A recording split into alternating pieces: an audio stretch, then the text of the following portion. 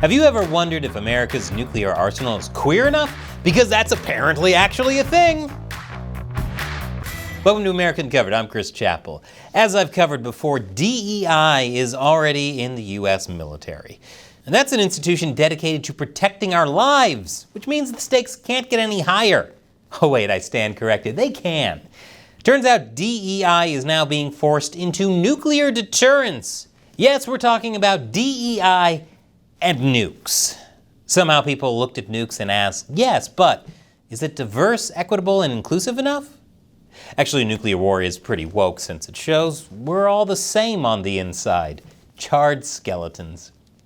Lots of influential people are actually in favor of this, like those at the Wilson Center, which counsels Congress on global affairs, the International Institute for Strategic Studies, a think tank for global security, and the UN Institute for Disarmament Research. And there are plenty more trying to insert intersectionality, identity, and gender politics into nuclear policy. Because we want to make sure people say happy holidays instead of Merry Christmas during a nuclear winter.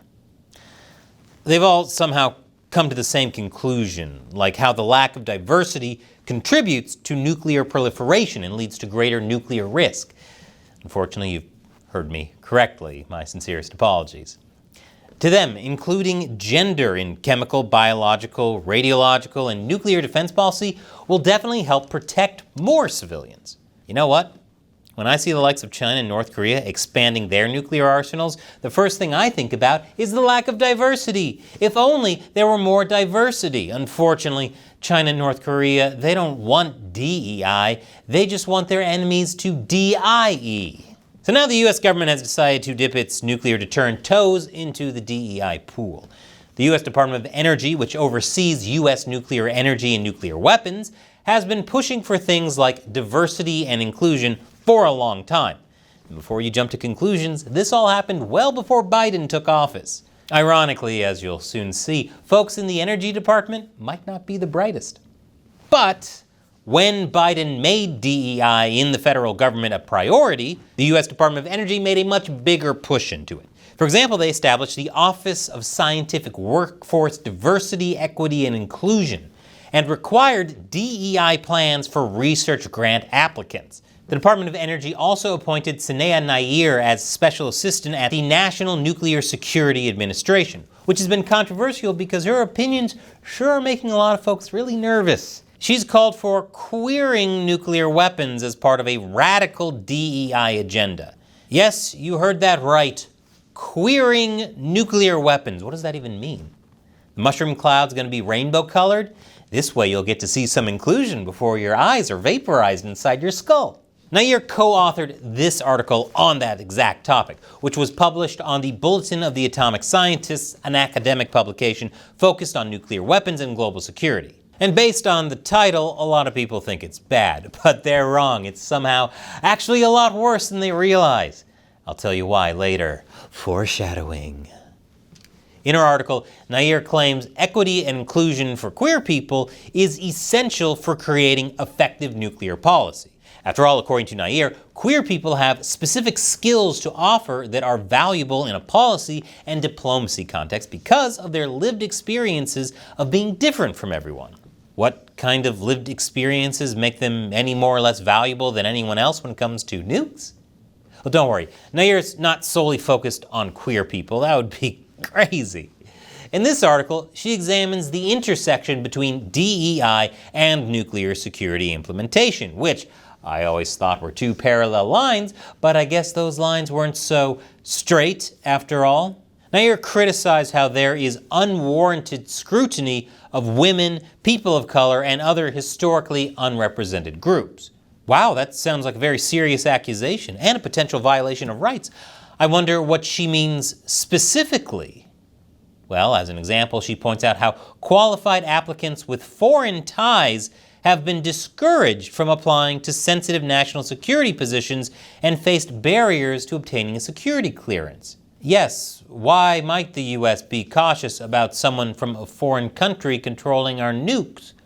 Obviously because of racial bias.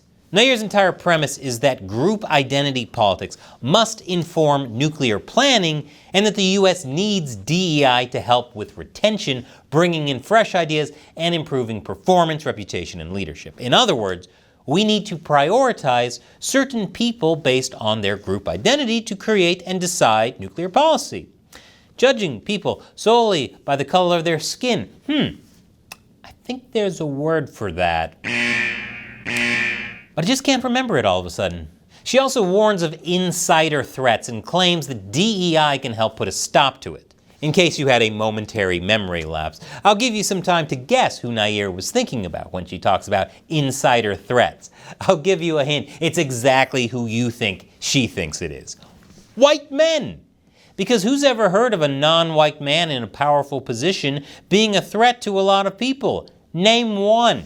Oh, wait, wow, that really didn't take you a lot of time. She also warns of far-right extremism, the boogeyman of the far left, and I assume it's a boogie white man. Nayer cautions that the threat posed by some white supremacist groups to nuclear facilities may go undetected if a white majority workforce does not perceive these ideological leanings as indicators of a relevant nuclear security threat. So, hidden white supremacists might be in nuclear facilities, and the workers wouldn't recognize the threat because they too are mostly white. Yes, I see white supremacy certainly is the biggest threat the U.S. nuclear weapons community must worry about, even more than, nuclear weapons. Turns out white supremacy is such an existential threat that even the U.S. Department of Defense found no evidence of disproportionate extremism within the military, the one place you'd expect to see it in large numbers. And yet, Nayer wants to expand the definition of threat to nuclear security to include white supremacists. What does she think white supremacists are going to do? Use nukes that somehow only target minorities instead of everyone? Do people really want to change the way we use nuclear weapons based on DEI and politicized ideologies like queer theory?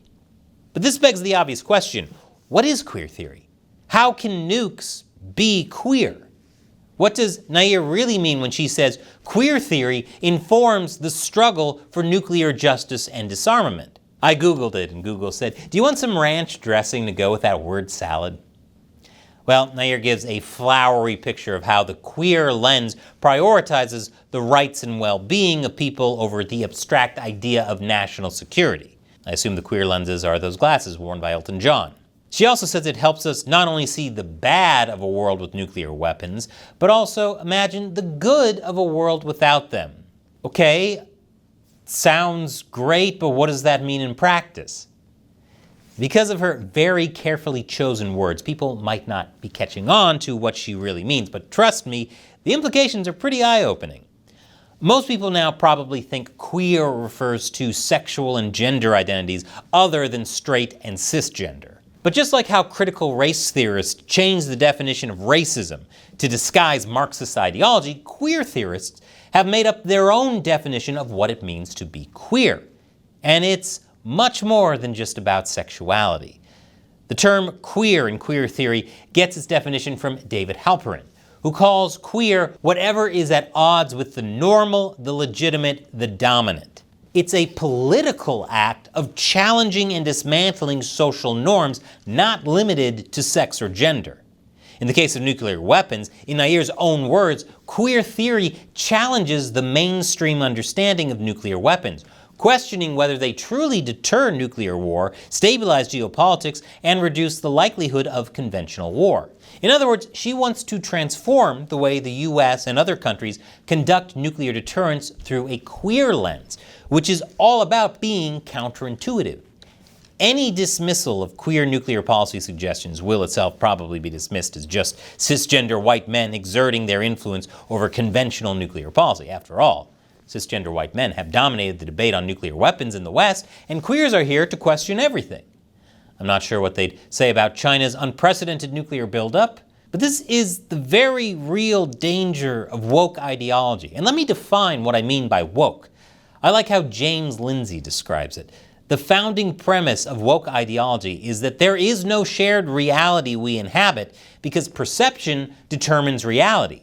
and perception is shaped by social position with respect to power. And a nuclear policy not based on shared reality is something people should not take lightly. If you like America Uncovered's nonpartisan take on news and politics, be sure to subscribe, nuke that like button, and support the show on Patreon. All it takes is $1 an episode. Just click that orange button. And here's another video YouTube's God, the algorithm, recommends. Check it out and let us know how the God is working for you. Once again, I'm Chris Chappell. Thanks for watching America Uncovered.